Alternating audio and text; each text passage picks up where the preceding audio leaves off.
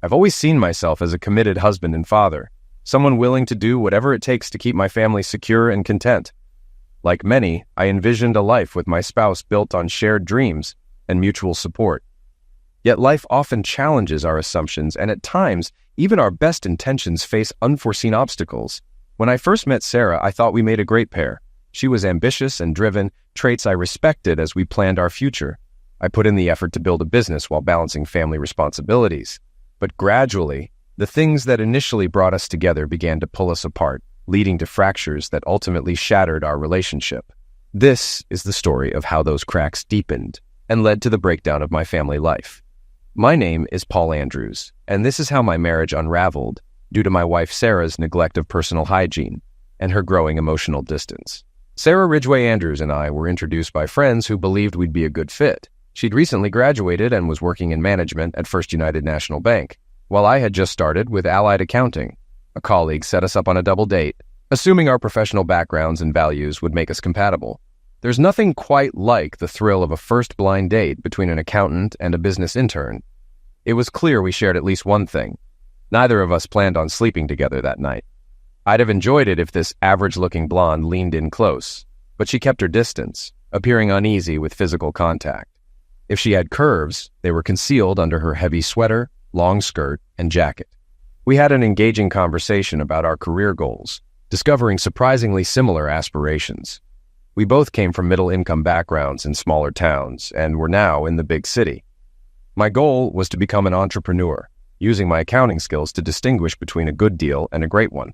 Her ambition was to advance in the corporate world, allowing time off for 2 or 3 maternity leaves to start a family. This gave me some hope that one day she'd want a family and perhaps be open to a relationship. At the end of the night, I walked her to her apartment.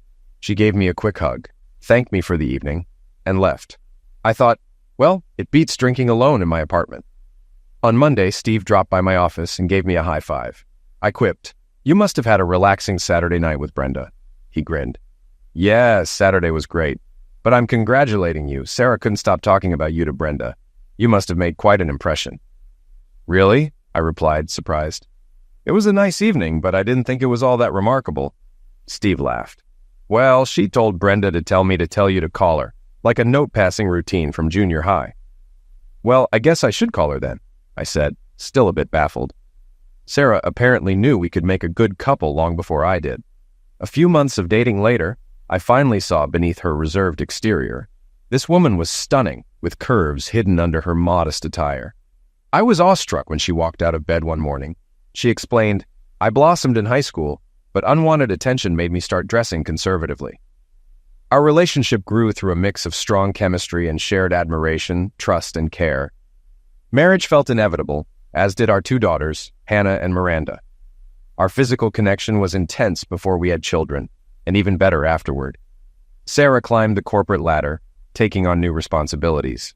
I thrived at Allied Accounting, eventually earning a leave of absence to get my CPA. Mr. Karstadt, the firm's owner, became a mentor, teaching me more than any class or textbook could. One day, he invited me to lunch and confided, "I'm in talks to sell the firm to a large group. Paul, you're my best employee, but you won't do well under new management. I think you should leave Allied and start your own practice. They'd stifle your entrepreneurial drive and you'd end up miserable. Bring some clients with you so you're not starting from scratch." I was stunned but grateful. "Thank you," I replied, deeply moved by his encouragement. That weekend, Sarah and I talked it over nonstop. "Don't risk it by staying as an employee," she advised. "Forget about business risks and focus on climbing the corporate ladder.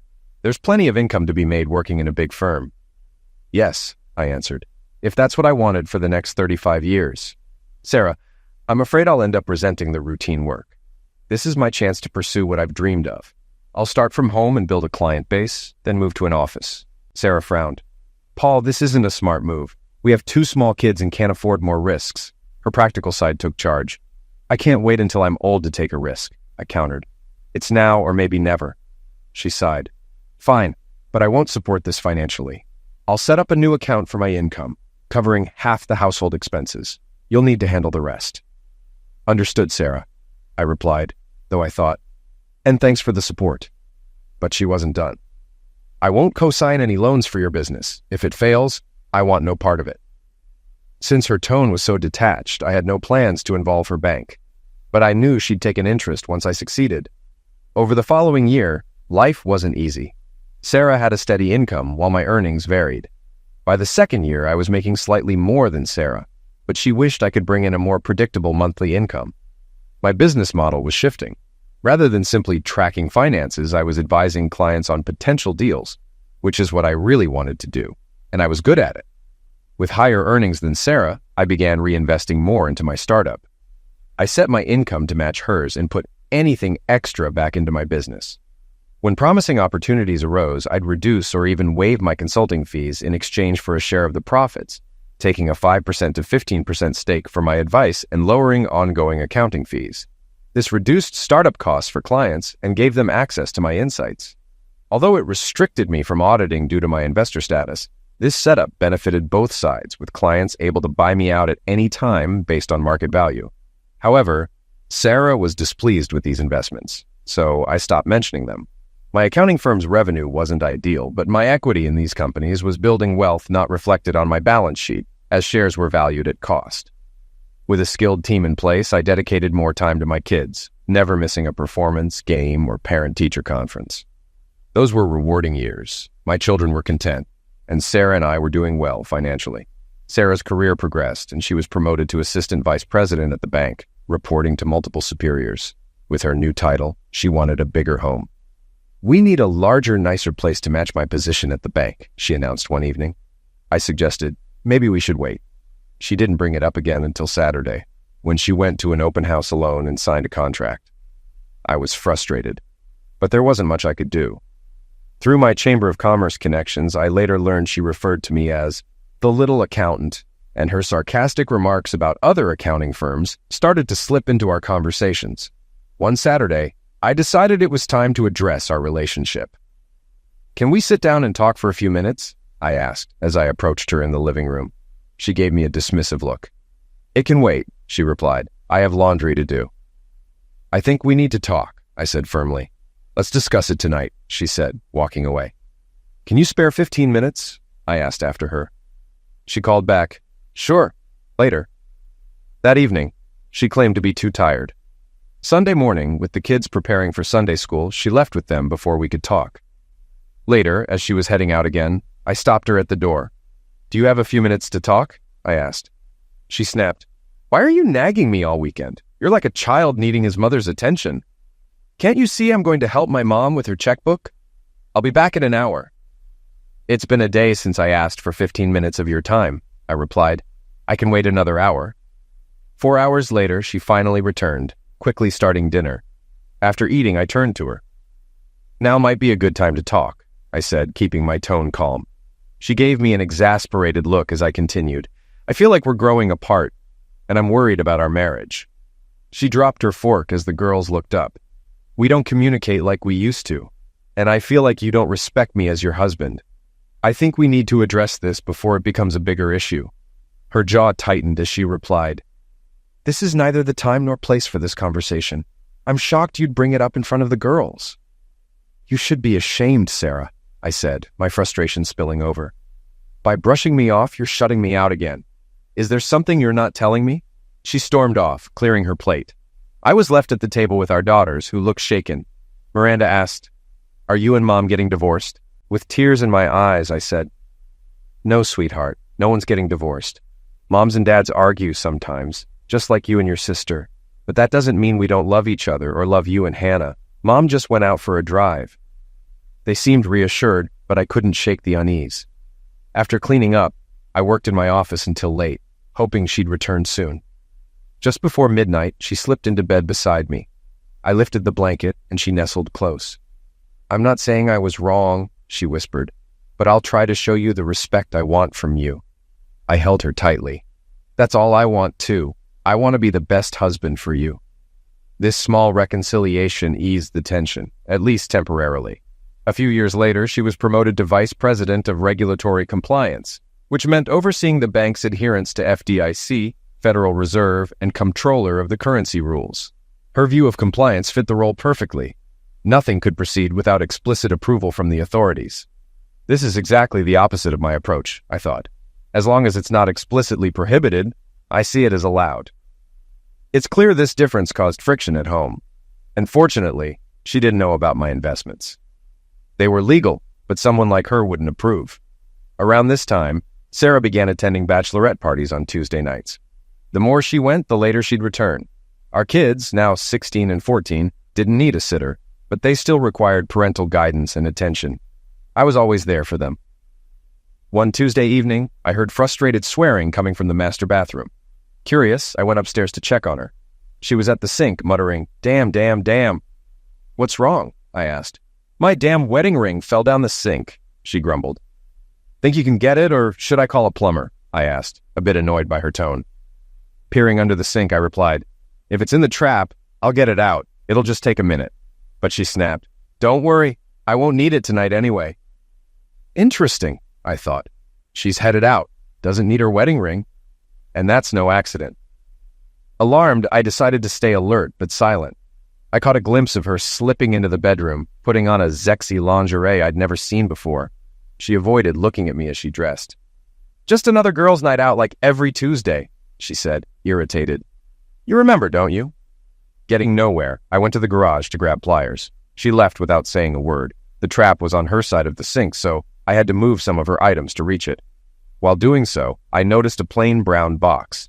Curiously, I opened it and found an enema and dowsing kit. What's going on here?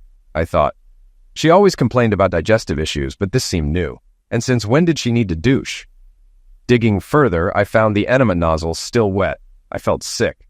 Rumors about husbands being the last to know seemed true. But what did I actually know? Not much yet. In business, I always did my research before making a move. That's what I'll do now, I decided. I'll start gathering information. But first, I still had to retrieve her ring. Maybe she'd need it after all.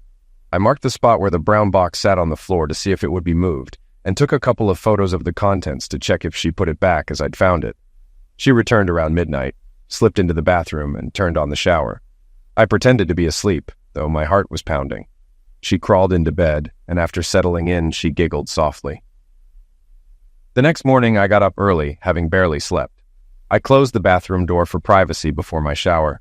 As I suspected, the brown box had been moved. The nozzle was still damp, and the box had shifted slightly from my mark.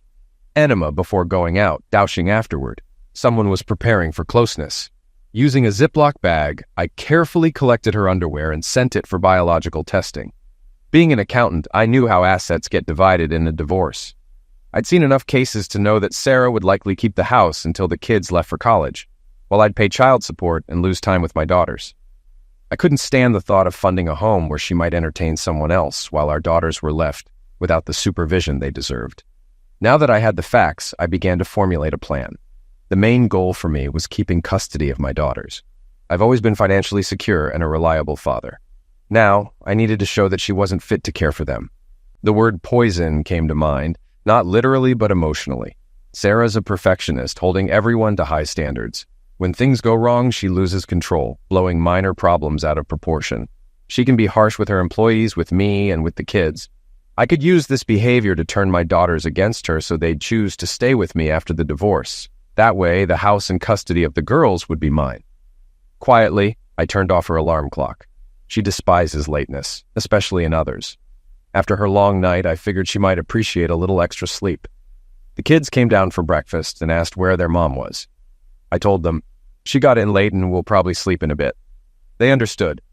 Like most teens, they enjoyed a chance to sleep in.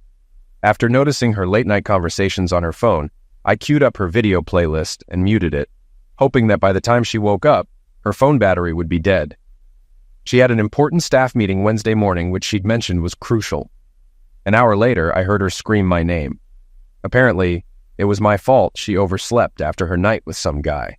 I slipped away to the garage to avoid her tirade and saw one of her Lexus tires was low enough to set off the dashboard alert. She hated anything blocking her screen, so I knew this would drive her nuts on the way to work.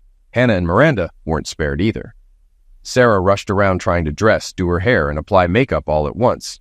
Meanwhile, I switched the garage door setting to lock, keeping the roller door down. As she backed out, she didn't realize it hadn't opened, slamming into it and crushing the bottom panels. The three of us walked over, watching as she hit the steering wheel in fury. When she finally pulled forward, I raised the door with a loud creak, and she tore out of the garage, barely missing the mailbox. "This might be more entertaining than I thought," I muttered. "Let's see what she does when she tries to call the office with a dead phone." Hugging the kids, I told them, "Mom's just a little stressed. She'll be better tonight. She still loves you, but maybe not me as much." We all laughed together. I set the alarm clock in our room to max volume, making sure it was on. Unlike Sarah, I made it to work on time, whistling as I walked in. My mood stayed bright until 10 a.m., when my phone buzzed so hard it nearly fell off the desk. Must be my lovely wife, I thought. "Good morning, my dear," I answered cheerfully, only to be met with a stream of curses. Her voice was shrill. "You need to come here and fix my tire. I nearly died driving this trap. If I'd had the Mercedes I wanted, this wouldn't have happened." "Just call AAA, I replied. "They'll take care of it." Her response was, "Go to hell." Still in a good mood, I told my assistant I'd be out until after lunch. My first stop was a security store, where I picked up a few small cameras and a voice recorder for her purse. I needed to know more about what was going on. Back home, I set up cameras in the living room and our bedroom, then adjusted the damaged garage panels, though they still looked rough, signaling to all the neighbors what had happened. After that, I reviewed my personal banking and investments. We only had one joint credit card, so I canceled it. I left our shared household account open, reminding myself to transfer half of the balance on payday. I returned home before Sarah and started dinner. As I listened to the garage door's strained creak, she nearly tore it off its hinges coming in. The girls screamed from the kitchen table as she stormed in, visibly furious. She glared at me, saying, "This was the worst day ever. I'm going upstairs for a bath." We had a quiet, whispered dinner afterward, as if we were hiding from a storm. I went upstairs to ask if she wanted to eat, but she threw a bar of soap at me and growled, "If I wanted dinner, I would have told you. Now leave me alone." It was the perfect time to make a small cut in her purse lining and slip the recorder inside. I went downstairs to sleep on the sofa, wanting to avoid the blast of her alarm clock in the morning. Sure enough, the loud rap song that erupted from her alarm, accompanied by her screech and the girl's startled yelps, woke the entire house. The noise was like a drill sergeant's wake-up call, and while Sarah fussed in the bathroom, I went to the garage and smeared dark grease from the lawnmower on her car seat. After she sat on it, people might think she had an embarrassing accident on the way to work, this time in a literal, not figurative sense. Her mood was as venomous as the night before.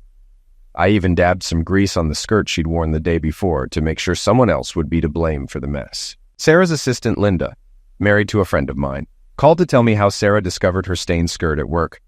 She said Hurricane Sarah was in full force, and everyone was on edge. Over the next few days, I decided to ease up on the pranks. But small inconveniences started to happen on their own. One of her diamond earrings vanished from the table. A wine stain appeared on the dress she'd worn last Tuesday, though she didn't remember spilling anything. The lining of her favorite shoes began to peel.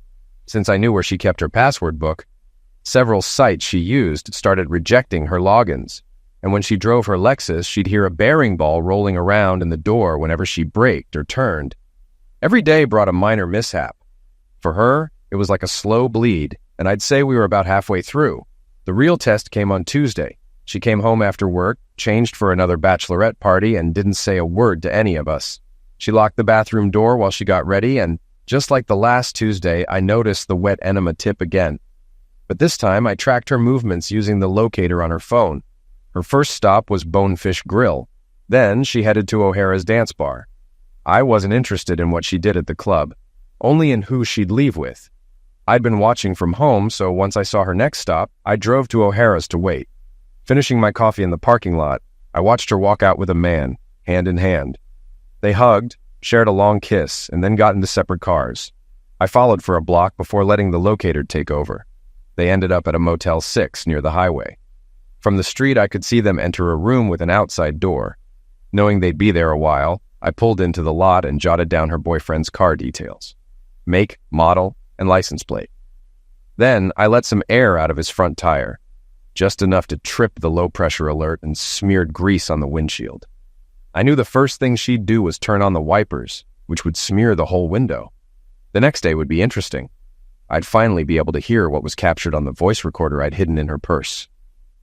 After 1 a.m., she slipped into bed after a quick bathroom stop. She hadn't touched her phone or alarm, so it seemed like my plan was working. When she was asleep, I got up, retrieved the recorder from her purse, and plugged it into my laptop to charge while I downloaded the audio. The next morning, with the house empty, I listened to it. Though the dinner and club were noisy, the recorder captured enough. At Motel 6, I found out her boyfriend's name was Keith, and they were both having a great time. I learned they met up every Tuesday night and spent every other Thursday at the Hyatt during work hours. It was Sarah's turn to book the Hyatt, and they laughed about the conservative bank president's unwitting support for their antics. They even charged their luxury Hyatt encounters to their corporate cards. Since the bank's headquarters was near the Hyatt, it made for a convenient meeting spot when out-of-town staff visited. "So, when do you plan to divorce your little accountant husband?" Keith asked. Sarah laughed. "After Miranda heads to college? I love my girls, but I don't want to spend my best years shuttling to their soccer games. He's a great mom and keeps them busy, which gives me more time here with you. I don't know why, but I can't stand being around him anymore. I tried to motivate him, but he's content being an average guy with no ambition. He's wasting his life. If you're so fed up with him, why not divorce now? You'd get alimony and more time with me," Keith suggested. She giggled. "Even with alimony, I'd still have to pay for daycare, a maid, and a cook. Right now, he does it all for free and deposits into our account, and I get to stash part of my salary elsewhere hidden for when I do leave." Keith chuckled. "When are you going to leave your frigate wife?" she asked him. "That date's set," he replied. "Her father made me sign a prenup with a 20-year limit. In 3 years, I'll get half her multi-million-dollar stock portfolio." Sarah laughed. "Perfect timing. Your prenup ends around when Miranda leaves for college. Then we can both walk away." After hearing their conversation, I was stunned by how selfish and deceitful they were. Honestly, they deserved each other. With both of them trying to manipulate each other financially and otherwise, they were in for a rough time. They were cautious about being caught, rotating who booked the Hyatt hotel room each week, so neither rented more than once a month. Sarah would check the tires and ensure the garage door opened before she left. Yet, her disrespectful behavior toward me and the girls was still obvious. As expected, the test results confirmed biological traces on her underwear. I now had enough evidence to contact my lawyer, Jeff Green, and start the divorce proceedings, requesting full custody of the girls since I was their primary caregiver. Given their mom's actions, I doubted they'd even want to see her. Jeff warned me, "I'll add it, but it won't be easy." I proposed a settlement where we'd split the house 50-50ths until it sold after both girls left for college. We'd each keep our separate investments and retirement accounts.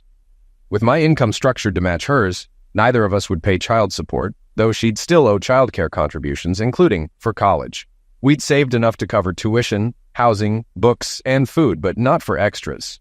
As she moved into a full-time VP role, Sarah signed up for the bank's deferred compensation program. I decided to leave that account alone in case she tried to come after my business investments. I'd have leverage with her deferred pay. Preparing for the divorce, I began moving important items into storage and backing up my computer files daily to an external drive. While I hoped to keep the house, I wasn't sure how she'd react when served. On my lawyer's advice, I also hired a private investigator to find out more about Keith, providing the license plate number to speed up the search. Every year, the bank's senior management holds a formal dinner and dance at the Hyatt Hotel after the annual budget review. This black tie event for executives and their spouses includes hotel bookings for many attendees. Sarah had told me about it years ago, but by the time she joined senior management, she'd already decided I wasn't worthy to attend. She would frequently bring it up, saying that if I'd been more successful, I might have made it there myself. But I had grown tired of these people. I kept searching her closets and drawers for more evidence of her infidelity. A week before the event, I found a shoebox shoved in the back corner of her closet. I always searched those far corners first. Inside was a pair of elegant Jimmy Choo shoes, no receipt attached. I looked them up and couldn't believe it. Over $1,000. With the event coming up, I decided to have some fun with this. Instead of swapping them with an old pair of yard boots or Crocs, I took the heels to the workshop and carefully twisted each one a few degrees in a vise. Then I rewrapped the shoes and put them back. Since finding her brown box, I'd learned a lot about handling delicate items. The day before the celebration, the investigator called me into his office. He told me that her lover, Keith Miller, was a senior loan officer at Sarah's bank. This could have serious career consequences, since her main role involved ensuring compliance in the credit department, and the bank had a strict no fraternization policy. They were skating on thin ice. "Excellent," I said. "And could you set up some cameras at the senior management dinner at the Hyatt on Friday night?" Since he already had a photo of Sarah, I asked him to capture footage of her walking and dancing. He was glad for the additional job, and I looked forward to having more concrete evidence. What I saw that Friday night was priceless. The investigator and I couldn't stop laughing. Sarah was stumbling around with the shifted heels forcing her legs outward and causing her to sway. She bumped into tables and knocked over 2 bottles of red wine.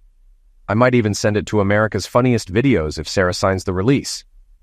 Naturally, she and Keith later disappeared into his room, where they spent the night together. Everything was documented with a tiny camera slipped under the hotel door. It's incredible how much technology can enhance our lives these days. Sarah came home before noon on Saturday, but stayed hidden until late Sunday morning. She should have gone to church that morning, but she skipped it. On Wednesday afternoons, she often came home from work exhausted, likely due to her late classes. After her Tuesday night outings, she'd head straight for a bath. This Wednesday, however, I decided to mess with her hot water.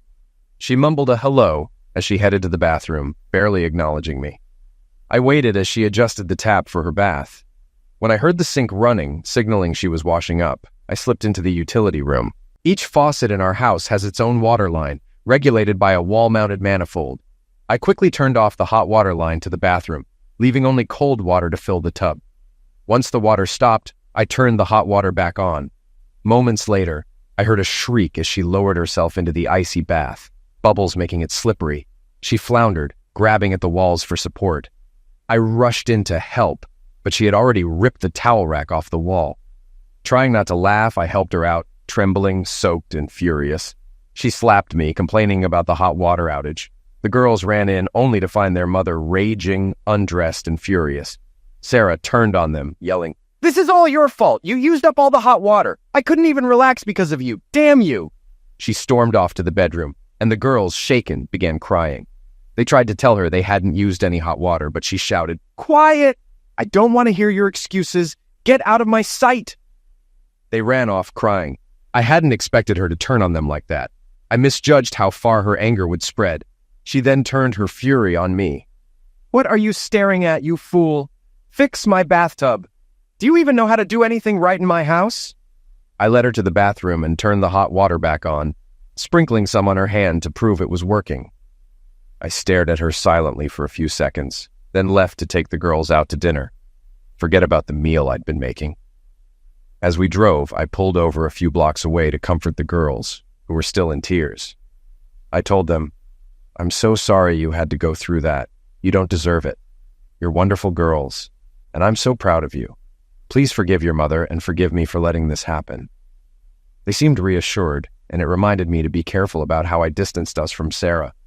Even though I was enjoying getting back at her, the girls' well-being was my priority.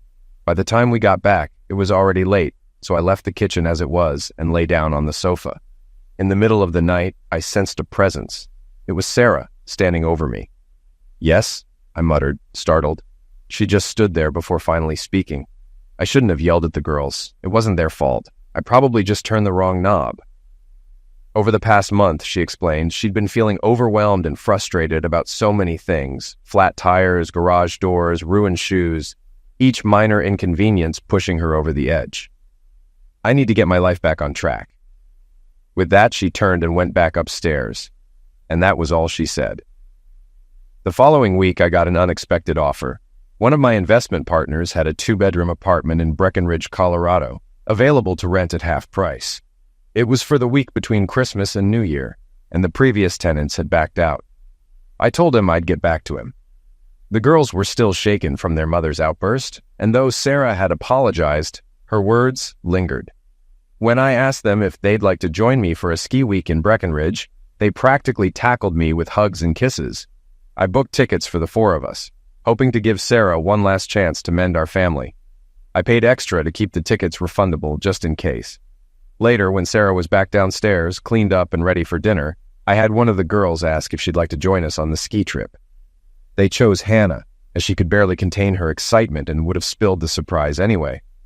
Hannah said, "Mom, Dad rented a 2-bedroom condo in Breckenridge for the week between Christmas and New Year. Could you find some time to come with us? It'll be so much fun." Sarah smiled, ready to respond, but then paused, lost in thought about something I couldn't quite read. Then she raised her eyebrows with a slight smirk. I'd love to, honey, but it's year-end at the bank and it's crucial that everything balances properly on December 31st. I really have to stay in town. I'm so sorry. I felt sorry, too. Sorry that Hannah's excitement was met with a weak excuse. The compliance department has nothing to do with the year-end balance sheet. You don't need to be an accountant to know that. Her smirk told me she saw this as her chance to spend a week with that guy, Keith, right in our home. The next week, my private investigator set up the house cameras to stream over Wi-Fi, giving me remote access from Colorado. I wasn't interested in watching the two of them together. I had a different scene in mind. Before we left for Colorado, I applied jalapeno pepper juice to her enema tip. If she wanted hot fun, she'd get it. Sarah played the pleasant mother at the airport, saying, "Be careful," and giving the girls a short hug and me a quick peck. I told her, "I love you, Sarah," and got a quick, "Love you too." The flight and drive to the condo went smoothly. The girls, who had never seen the Rocky Mountains, went straight out onto the deck to take in the pine-scented air. Meanwhile, I set up my computer and connected to the Wi-Fi cameras at home. Right on time, Sarah arrived at 6 p.m. and went to the main bathroom for her usual routine.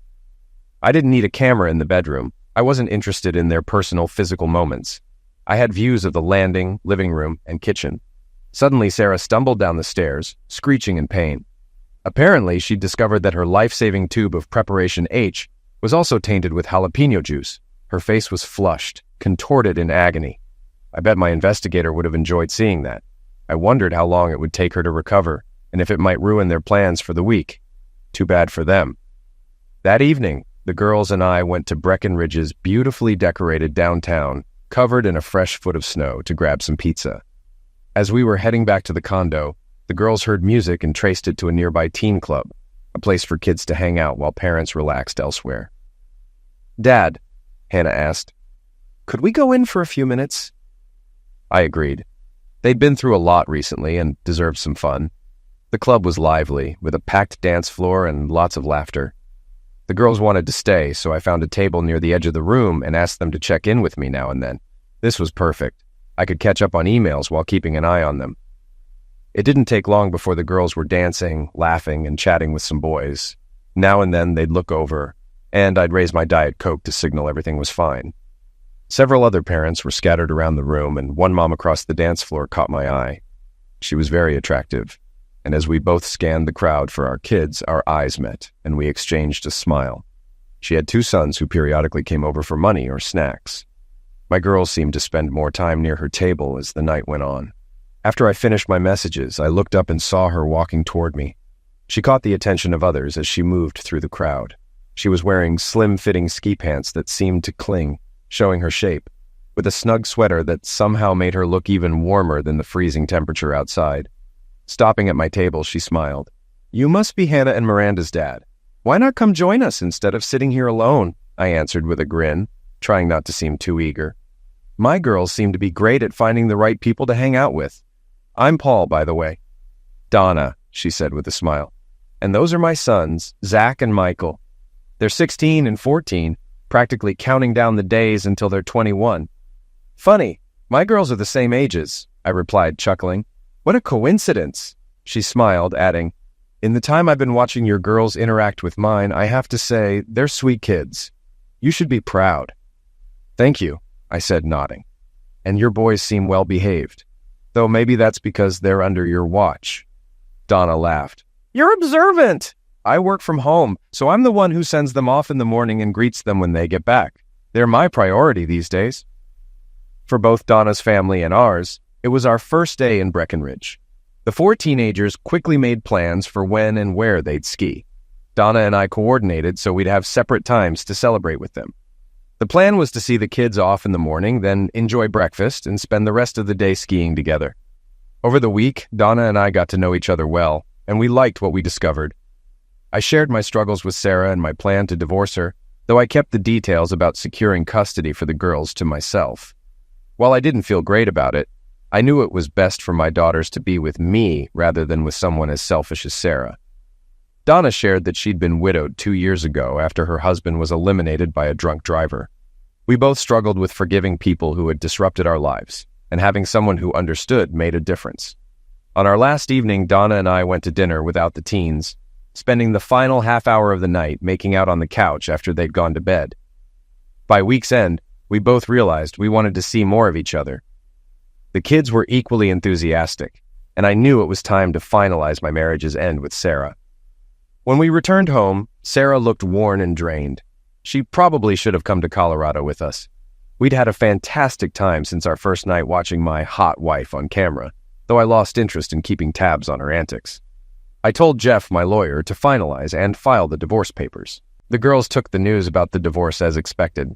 They had witnessed the breakdown between me and Sarah over the last 6 months, and they could see the contrast between my interactions with Donna and the tension with their mom. Hannah voiced the big question.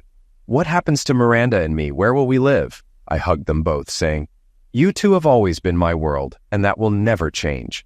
I've asked for full custody so we can stay together in this house.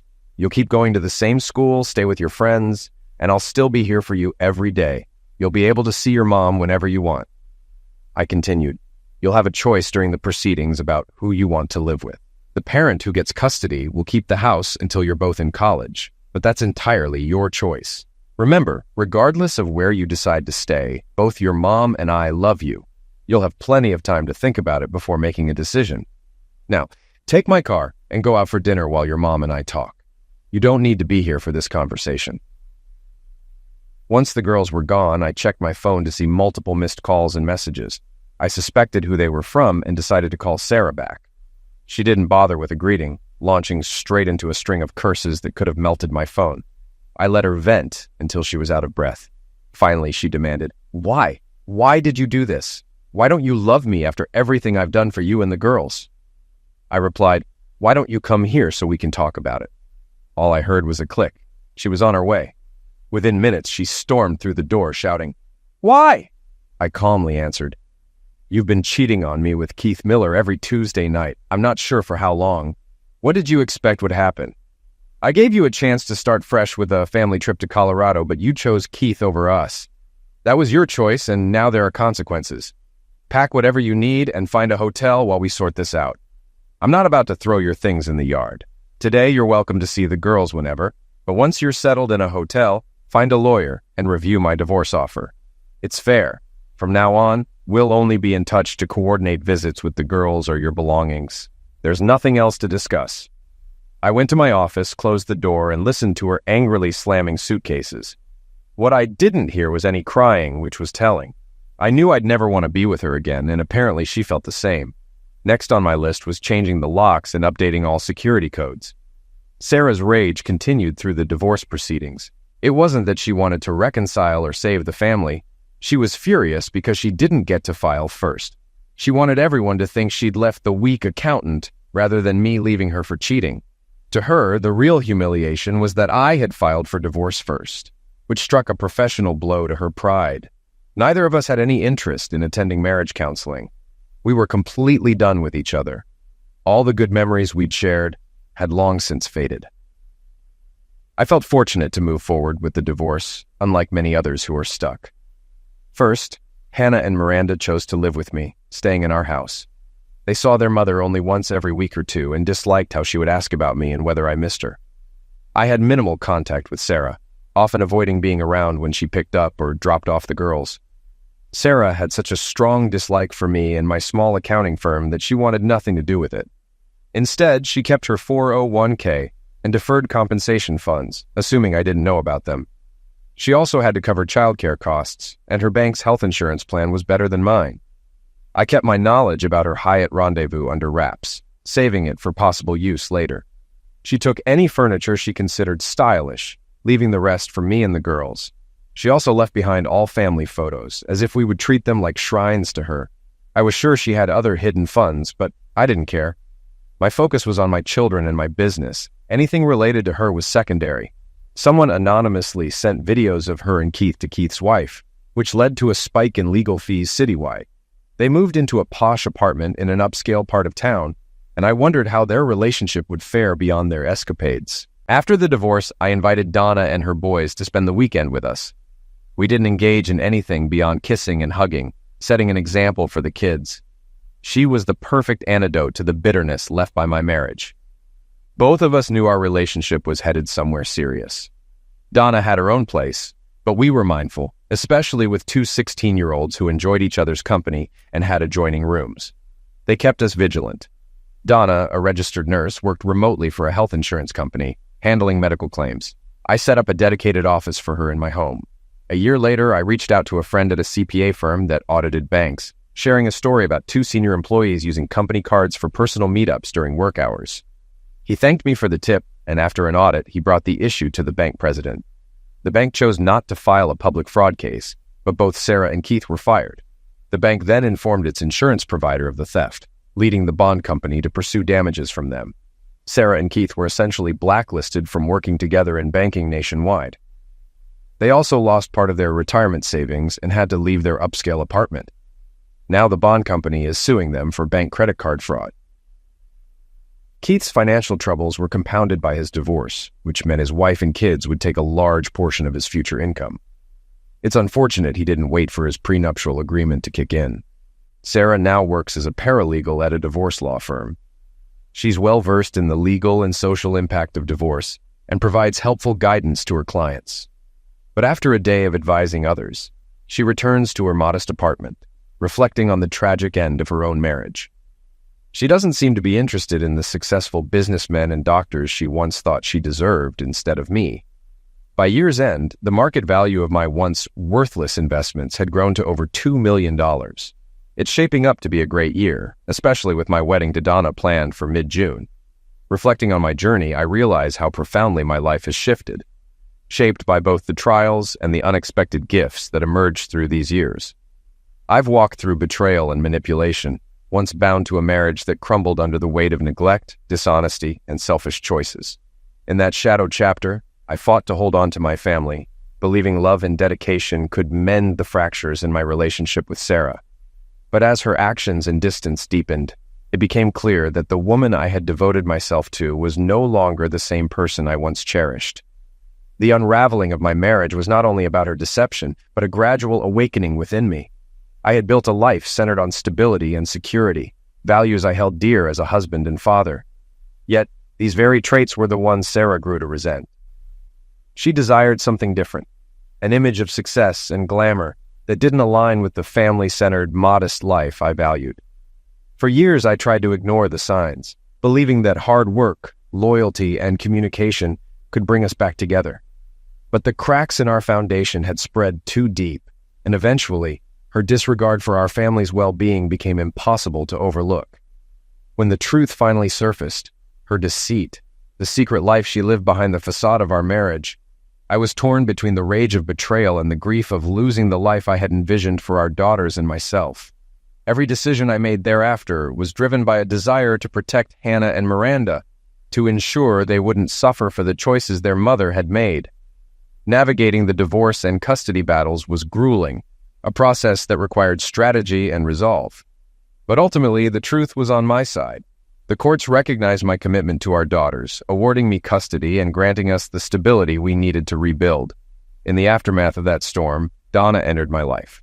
At first, I was cautious, hesitant to open myself up after the devastation I had endured.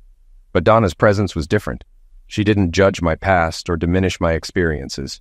She was a reminder that kindness and integrity still exist, a warmth that cut through the walls I had unknowingly built around my heart.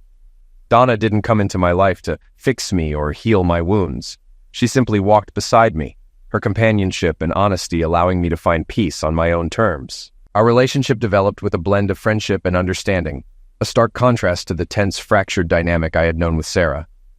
Donna understood the challenges of single parenthood, as she too had faced her own heartaches. Her empathy and strength taught me the value of finding a partner who stands as an equal, someone who believes in the same foundation of trust and respect. She brought joy back into my life, and in her, I discovered the beauty of genuine partnership, something I hadn't realized I was missing all those years. Together, Donna and I have built a life filled with laughter, mutual support, and a shared vision for the future. Our children, bonded through this journey, have grown resilient and compassionate, having witnessed what it means to prioritize family and love over ego and resentment.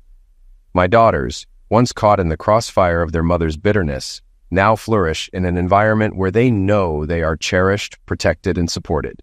They've seen the importance of integrity and learned that relationships require nurturing, respect, and honesty to thrive. Looking back, I am both humbled and proud. Life has taught me the value of standing firm in my principles, even when it means walking away from something once held dear. The trials I faced were painful, but they revealed my strength and resilience. I know now that happiness isn't simply given. It's cultivated through patience, trust, and the courage to pursue what truly matters. With Donna, I have a partner who values these same qualities, who brings peace and joy not only to me, but to my daughters as well. She is more than just a companion. She is a true partner, someone I look forward to sharing every part of my life with. As I prepare for my upcoming wedding to Donna, I feel an overwhelming sense of gratitude. I am grateful for the second chance at love, for the opportunity to build a family grounded in trust, and for the lessons learned from a painful past. I know this new chapter is a gift, one that I will cherish and honor with the same commitment I've shown my daughters. The future I once feared, filled with uncertainty and regret, has transformed into a life rich with promise and peace. To those who have walked through betrayal and heartache, I hope my story offers a reminder that brighter days await. There is life after pain, and though the journey may be difficult, it is worth every step. We have the power to rebuild, to find joy again, and to embrace a future defined by hope and love. With Donna by my side, I'm entering this next chapter with an open heart, eager to continue building a life filled with laughter, compassion, and resilience. It's not the life I had originally imagined, but in so many ways, it's better. The happiness I feel now is deeper, rooted in the knowledge that I've earned it, and I'm ready to live fully in the peace and joy we have all fought to achieve.